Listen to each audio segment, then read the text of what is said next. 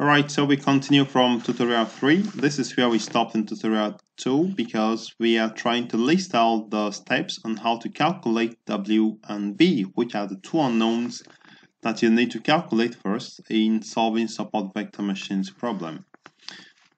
Alright, so this is where we are. We have rewritten the equation for the line into this form. Before I continue, I would like to remind you to subscribe. Click on subscribe button below this video if you've not subscribed. At least you are going to encourage me to continue making more videos for you. Alright, so we are trying to solve to find the value of W and B. And now this is what we have. We wrote the equation for the line to conform to this form.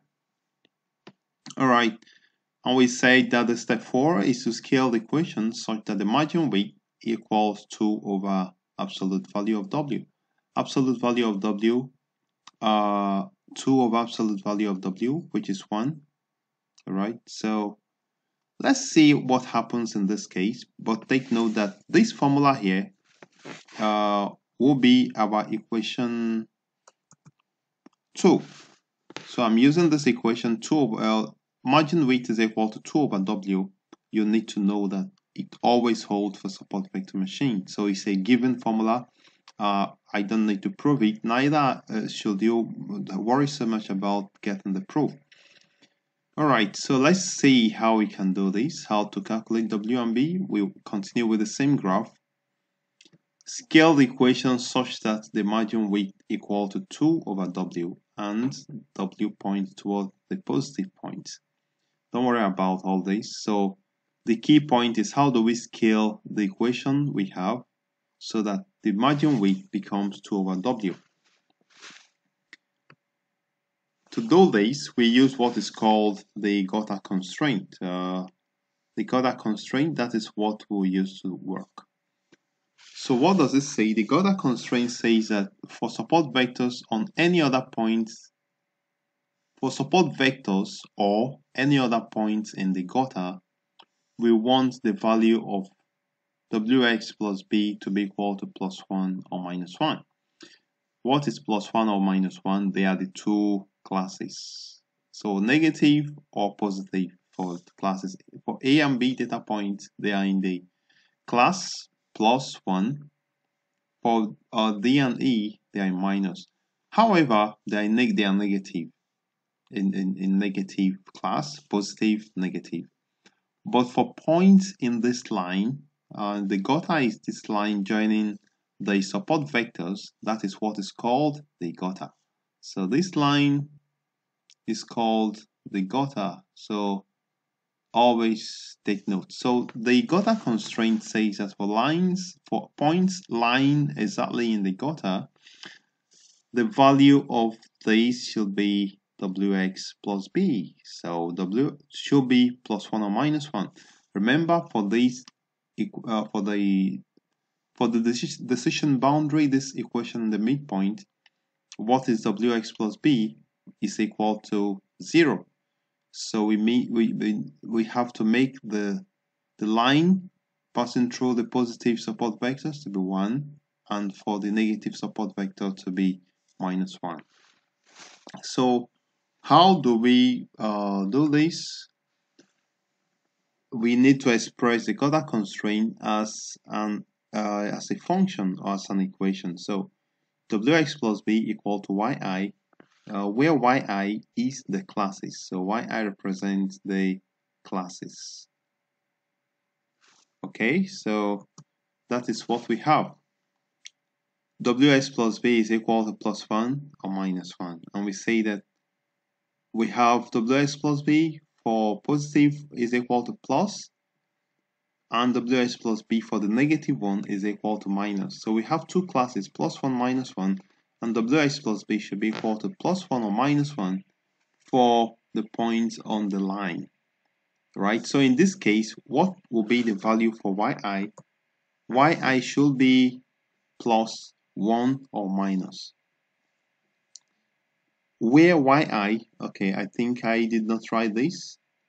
If you are not following, please just pause the video and get your head around it. Where yi is the classification of point I, which is either plus or minus.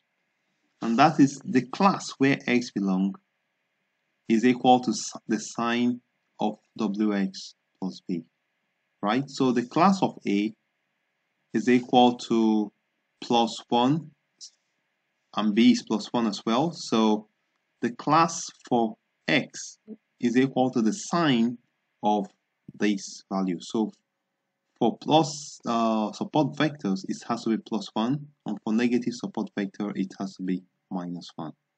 So this equation is what we have. All right.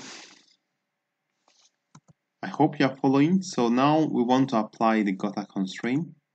We are still using the same example we are using. To apply the gutter constraint, we need to simply choose just one specific point that lies on the gutter, and in this case, we are choosing the point D. So using point D, we need to write out the equation Wx plus B for point D, which is 2, 2. So point D, the coordinates of point D is 2, 2, as you can see for yourself right here. So point D is at 2, 2. And that is fine. All right, so let's see what happens. Wx plus B written as 0, 1, 2, 2 plus minus 1.5 equals minus 1. You remember this equation? Okay, maybe I'll just have to remind you of this equation, because we are saying that ax plus b, right, equal to minus 1. For point D, it has to be minus 1. Now, what is ax plus b? Ax plus b is the same as a